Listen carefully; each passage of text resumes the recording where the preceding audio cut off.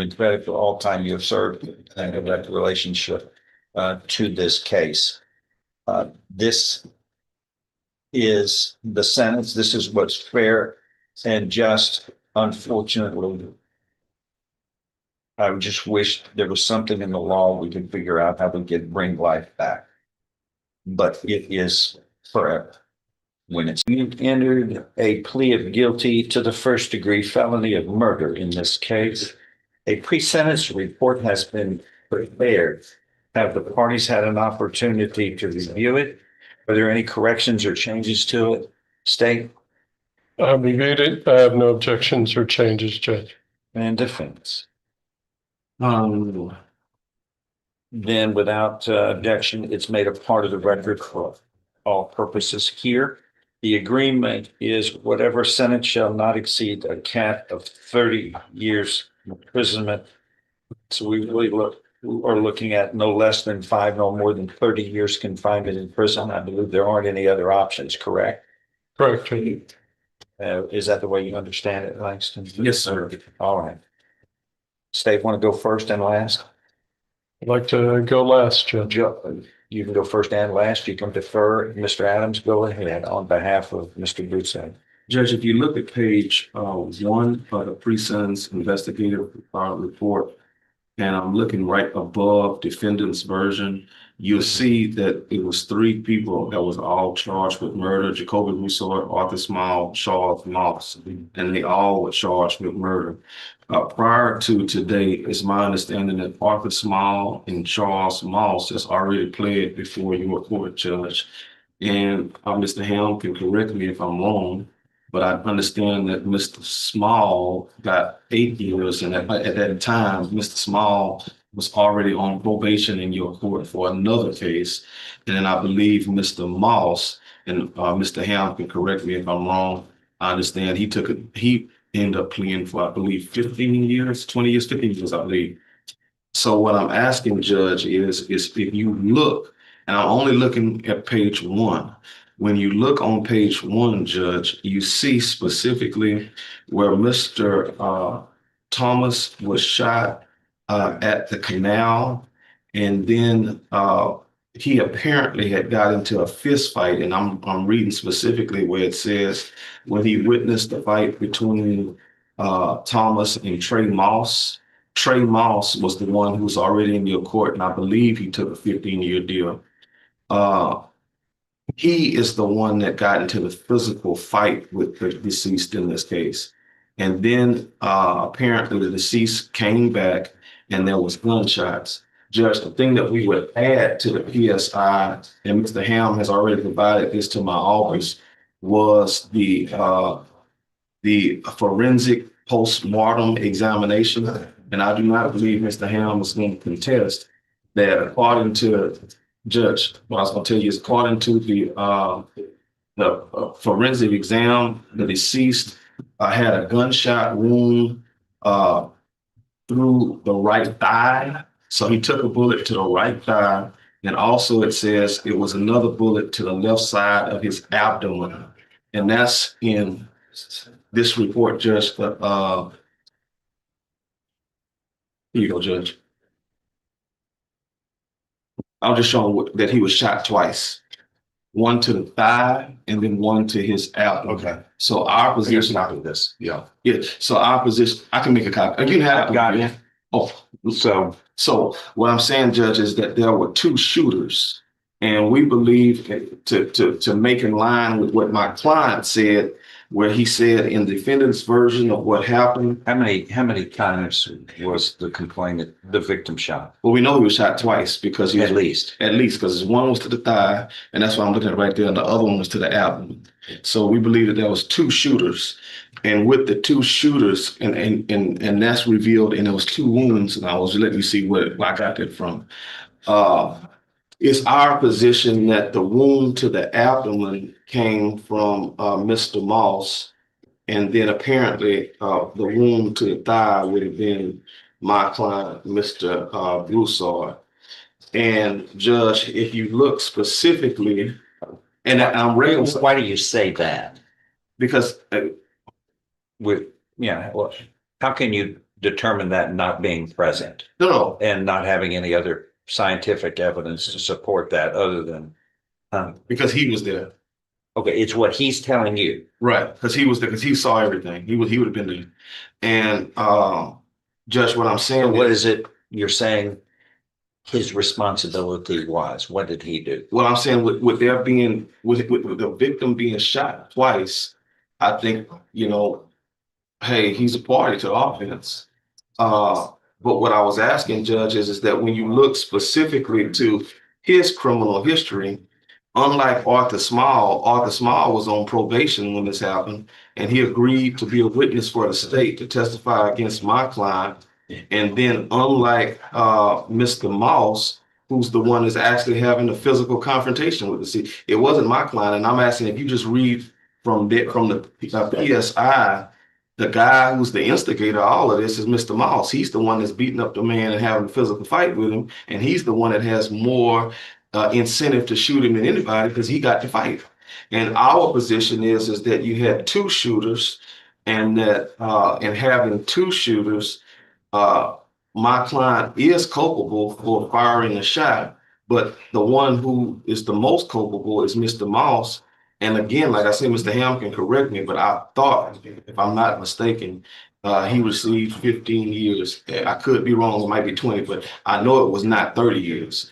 And what I'm asking the court is, Judge, is that if the man who we believe is the most culpable got 15, or I know it was no more than 20, then I don't believe my client should get the max out 30 years. And the reason why I'm concerned about that is that, Judge, if you look on page 2, I see where the mother went in there said that she wanted him to get 40 to 50 years in prison, and the dad felt that he should get more than 30.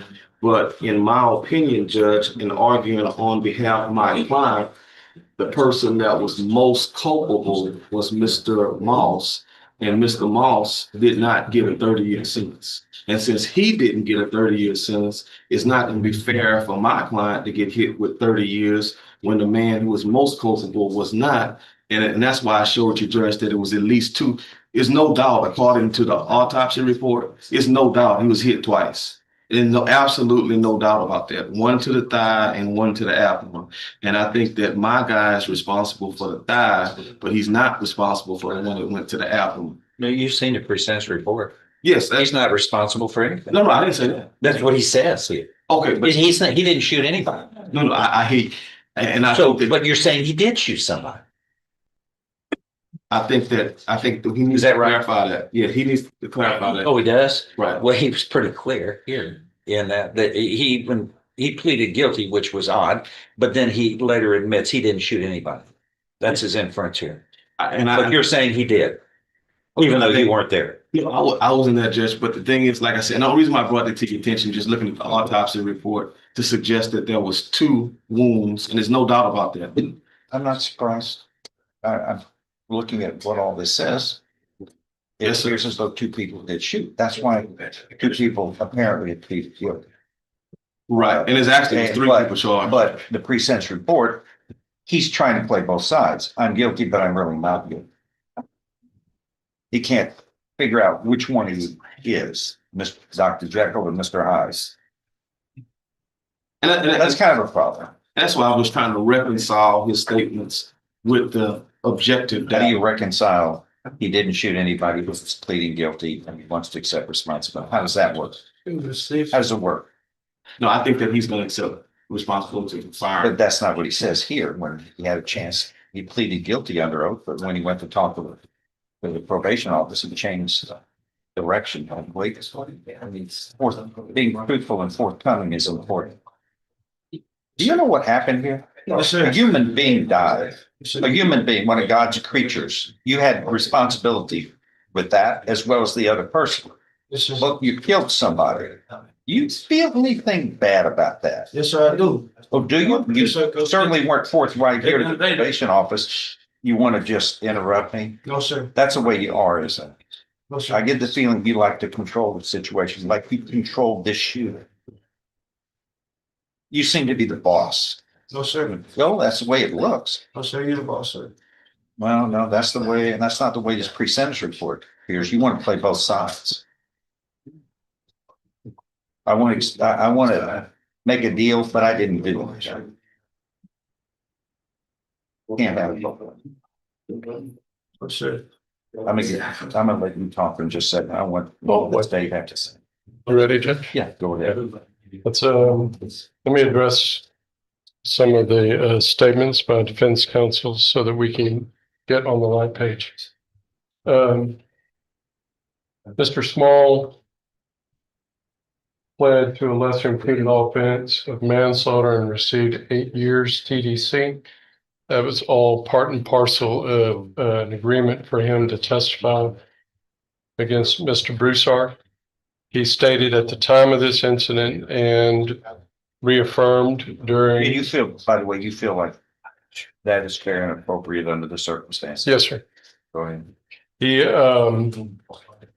He's stated early on and then reaffirmed during trial preparation that Jacoby Broussard is the only person that shot Christopher Thomas on that date. There was a fourth person that was there. All this is a part of discovery. That individual's name is Ladarius, and he's Ladarius Lofton, and he's been cooperating since the incident occurred.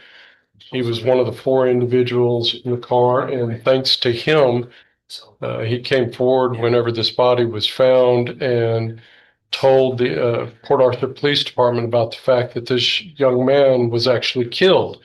Up until that time, they had not seen the bullet. Right out of the gate? This is huge. A guilty plea to first-degree murder means the fight isn't about did he do it anymore. It's about how many years will he lose. And with a sentencing cap of 30 years, the real question is, did he get a deal? Or is this about to go very, very wrong? What do you think? Does pleading guilty here help him or hurt him?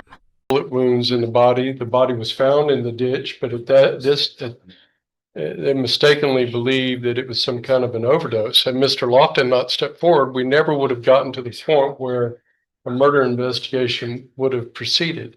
He was not charged. He was present at the time, and he says again that it was Jacoby Broussard that was the shooter in this incident. So that's an uncharged individual out of this incident, and the reasons why. Arthur Small was not on probation, as defense counsel said. His agreement is based upon his cooperation.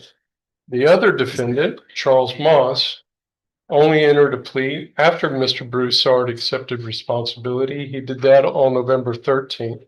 He is waiting sentencing. His agreement was a lesser included offense of a manslaughter. Now, this all goes back to, and the whole reason why we're here talking about a cap of 30 for this individual is that factually, Mr. Adams did get one thing right. There were 2 wounds. There's nothing I can prove that there were 2 shooters. There was, we have firearms reports, and the experts were ready to come forward to show that the 2 wounds that occurred on this came from one gun, not from separate guns. So we know that fits with what the other 2 witnesses were prepared to testify. That puts a responsibility on this man for killing Christopher Thomas on that day. There's no doubt that the facts are that Mr. Moss was involved in the situation. There was a fight between Mr. Moss and Mr. Thomas prior to the incident, but there's no evidence other than this man's suggestion that Charles Moss was a shooter. And I agree with Your Honor, as you always do, you honed in on the fact that he wasn't accepting responsibility. He really hasn't done it today. His lawyer has. He stated emphatically in the PSI report that he was there, but he didn't do it, that it was Charles Moss, shifting the blame over to him. The only thing that's good about that is that him making those kind of statements led to Moss accepting responsibility afterwards, but it doesn't step away from the fact of He killed a man. He killed a man that day. He left him there in a ditch, half clothed, shot in two different spots, and he's the one that's responsible for it. His parents are hurting. You can read that their wounds and their emotions just come out on the pages where you read what their responses are to this. I've dealt with this family from the very beginning of this incident when it first got indicted, and we learned that unfortunately Mr. Adams represented the decedent before this offense occurred. This family has never been satisfied with how the system has worked in this regard. They did approve the agreement that I made, but it was very reluctant, as you can tell by their statements here. I have no doubt as I stand before the court that the man responsible for the death of Christopher Thomas is right before you. He pulled the trigger. It resulted in the two wounds. The two wounds is what caused that death. The concession to bring it down to 30 as opposed to the cold-hearted killing that it was has a lot to do with all those facts I was just going through. There was a lot that was going to get muddy at the time of trial. There was going to be blaming on other individuals instead of accepting responsibility. I thought I had it worked out to where that was going to occur, and then we get his statements here. That being said, nothing has changed. The facts of the case, which are that Mr. Thomas was shot 2 times with the same weapon. In order for it to occur, as defense suggests, there would have had to have been some exchange between Mr. Broussard and Mr. Moss so that one shoots and then the other turns around and shoots. Is that possible? Yeah, it's possible. But it doesn't change the fact that this is the individual that 2 witnesses says killed that man and left him for dead in the ditch. 30 years is what's appropriate. Judge, one point that Mr. Hamlin is leaving obvious is that witness, Mr. Small, has made multiple statements. When he first was approached and gave an interview, he said one thing. Then later on in the case, when the DA's office investigated, he says another thing. My only point is that Judge Moss, as Mr. Ham stated, has entered into a plea agreement, and he's saying it's coming back for sentencing. It wasn't a 30-year cap on Mr. Moss. And what I'm saying, Judge, is by way of extrapolation and by way of deduction, when you read the first page of the PSI, it was Moss who had a physical fight with this deceased guy. It was Moss that was the one that was throwing blows with him, punching him. That was Moss. And the deceased came back. So if out of everybody there, the guy, in my opinion, that would have been the most heated, the most angry, is going to be the one who had the physical fight.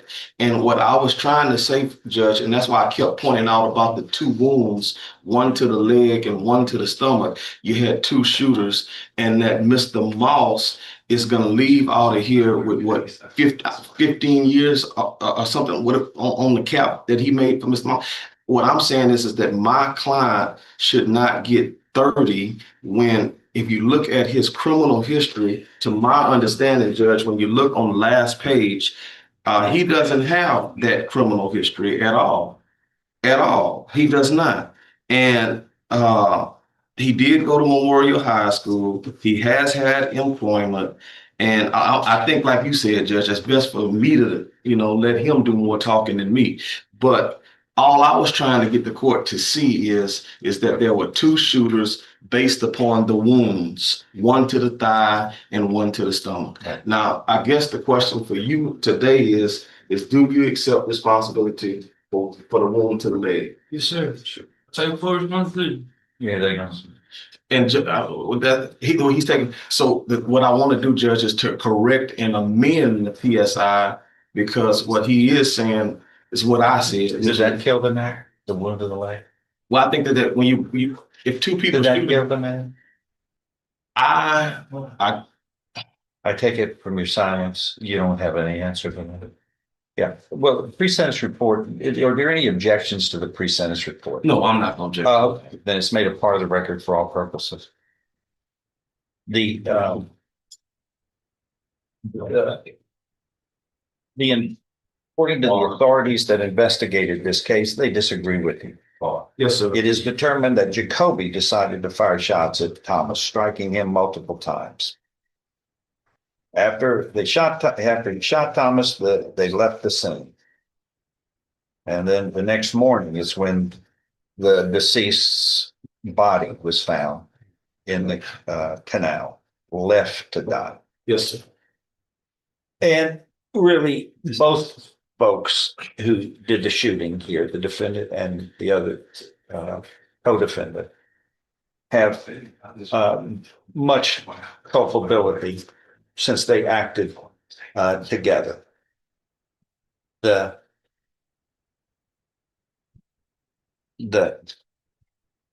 just heinous nature of just leaving this person just to die and walking off as though they had a big meal and were going somewhere to watch a ball game or something. It just flippant. To treat a human being like that is disturbing, and to change stories through this pre-sentence report, you are not guilty, and then, yeah, but you are guilty, trying to figure a way to manipulate through this without being held responsible.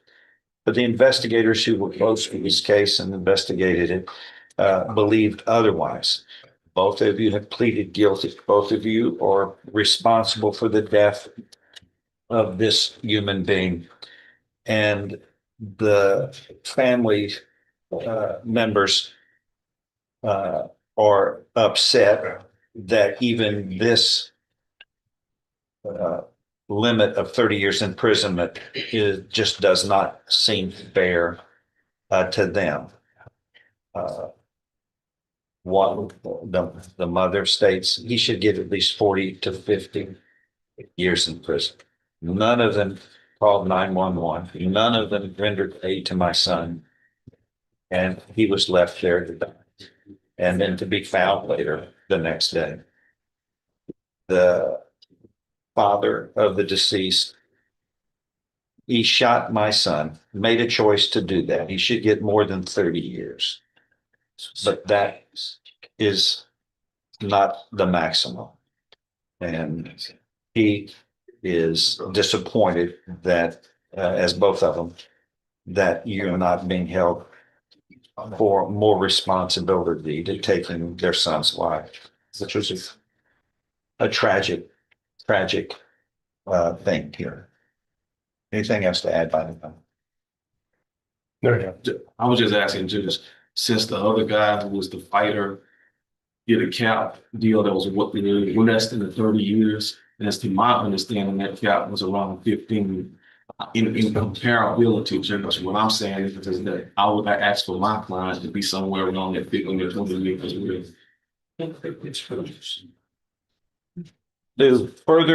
Do investigation, again, the authorities think otherwise about the responsibility of your client. It is determined that Jacoby decided to fire shots at Thomas, striking him multiple times. That's what they think from their investigation. You weren't there, I wasn't there, but the investigators put this together. He pleaded guilty. The other guy pleaded guilty. There's both responsible. Anything else? That's your judge's side. Mr. Bruce, anything else you want to add? I apologize. I'll take full responsibility. What How do I you did. take the life back? Sir, I wish I can. Yeah, well, do you think an apology makes a difference to that family? I sure, and I want to apologize to the family. It didn't happen. It shouldn't have They happened. don't, I guess they're going to, there's not much they can do about it, but they want their child back. Can you do that? Sure. You shouldn't have taken it away from another human being. It's not, it was our creator who created it, like created you. You have no right to take it away. You understand? Yes, sir. You have to pay a price. You pleaded guilty in this case voluntarily. You were mentally competent to do so. You understood and appreciated the consequences of pleading guilty. There was sufficient evidence supporting your guilty plea from State's Exhibit 1 admitted in the plea hearing to find you guilty beyond a reasonable doubt. I now find you guilty beyond a reasonable doubt of this first degree felony of murder. I am following this agreement. You are hereby sentenced to confinement in the institutional division of the Texas Department of Criminal Justice to serve a term of 30 years. The judgment shall reflect that a deadly weapon, namely a firearm, was used in the commission of this offense. It will be rendered on the judgment. You will be given. This is where things start to fall apart, or come together, depending on how you see it. The defense is trying to split responsibility. 2 wounds, 2 shooters. Less blame for their client. But here's the problem. Without hard forensic proof tying each bullet to a different person, this argument is hanging by a thread. And judges don't guess. They rely on evidence. So ask yourself, does this sound like reasonable doubt or desperation? Credit for all time you have served and a direct relationship to this case. This is the sentence. This is what's fair and just. Unfortunately, I just wish there was something in the law we could figure out how we could bring life back. But it is forever when it's taken away, and you were responsible. That is all.